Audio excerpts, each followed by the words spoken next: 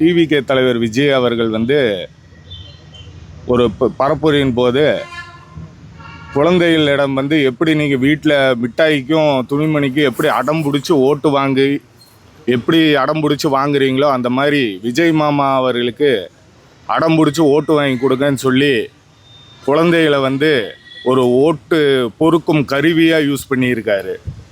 இதனால் வந்து என் வீட்டில் வந்து என் குழந்தை வந்து ஓட்டு போட போகும்போது நீங்கள் டிவிகேக்கு தான் ஓட்டு போடணும், இல்லாட்டி நான் சாப்பிட மாட்டேன், தூங்க மாட்டேன், படிக்க மாட்டேன் அப்படின்னு சொல்லி அடம் பிடிச்சி என்னை வற்புறுத்தி டிவிகேக்கு ஓட்டு போட சொல்கிறான் என் பையன்.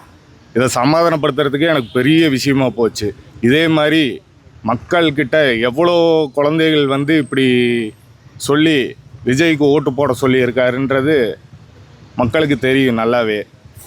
இது சம்மந்தமாக வந்து குழந்தைகளை வந்து மிஸ்யூஸ் பண்ணி அவங்கள ஒரு ஓட்டு போடுற ஒரு கருவியாக, ஓட்டுக்கு யூஸ் பண்ணுற ஒரு கருவியாக யூஸ் பண்ணியிருக்கார் விஜய். இது வந்து சட்ட ரீதியாக ரொம்ப குற்றமான விஷயம். இது சம்மந்தமாக வந்து நான் இன்றைக்கி காவல்துறை ஆணையரிடம் புகார் கொடுக்க வந்திருக்கேன். நேற்று வந்து எலெக்ஷன் கமிஷனுக்கிட்ட இமெயில்லையும் போஸ்ட் மூலியமாகவும் புகார் அளிச்சிருக்கேன்.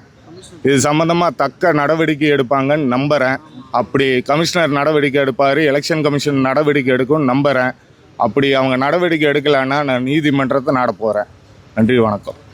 யாருக்கு ஓட்டு போட்டீங்க? நான் அது சொல்லக்கூடாது இல்லைங்களா? குழந்தைங்க வந்து ரொம்ப வற்புறுத்துறாங்க. நான் அவங்ககிட்ட பொய் சொல்லியிருக்கேன். நான் டிவிகிட்ட போட்டேன்னு பொய் சொல்லியிருக்கேன். அப்படி சொல்லனால என் வீட்டில் பிரச்சனை இல்லாமல் போகுது. இது என்னையும் பொய் சொல்ல வச்சுருக்காங்க இல்லையா? இது இவங்க இப்படி சொல்லலைன்னா, விஜய் அவர்கள் இப்படி சொல்லி குழந்தைகளுக்கு அழுத்தம் கொடுத்ததுனால தானே இந்த பிரச்சனை. எவ்வளோ நாள்? 5 வயசுங்க. ஓட்டும் போட்டு முடிச்சாச்சு. இதுக்கப்புறம் வந்து நீ கம்ப்ளைண்ட் கொடுத்து எனக்கு ஓட்டு போடுற அன்னைக்கு தானே இந்த பிரச்சனையே வந்துச்சு. நான் 23ஆம் தேதி ஓட்டு போட போகிறேன்னு சொல்கிறப்ப தானே இந்த பிரச்சனை வந்துச்சு. எனக்கு வந்ததுனால நான் வந்து புகார் தர்றேன். இந்த மாதிரி எவ்வளோ பேர் மன அழுத்தத்துக்கு ஆளாகியிருக்காங்க, எத்தனை பெற்றோர்கள் வந்து மன அழுத்தத்துக்கு ஆளாகியிருக்காங்கன்றது வந்து என்னால் புரிஞ்சுக்க முடியுது. என்னை மாதிரியே எத்தனை பெற்றோர் வந்து பாதிக்கப்பட்டிருக்காங்கன்றது எனக்கு புரியுது. பொய் சொல்ல வைக்கிறாங்க பெற்றோர்களை குழந்தைகள் இடத்துல. இனி தேர்தல் முடிவு வந்து எப்படி வரும்ன்றது எங்களுக்கு தெரியாது. அது குழந்தைகள் இன்னியும் எப்படி மென்மேலும் பாதிக்கும்ன்றது வந்து எங்களுக்கு ரொம்ப பயமாக இருக்குது. ஒரு பேரண்ட்டாக, கட்சிக்காரன்றதை விட ஒரு பெற்றோராக வந்து எனக்கு ரொம்ப பயமாக இருக்குது.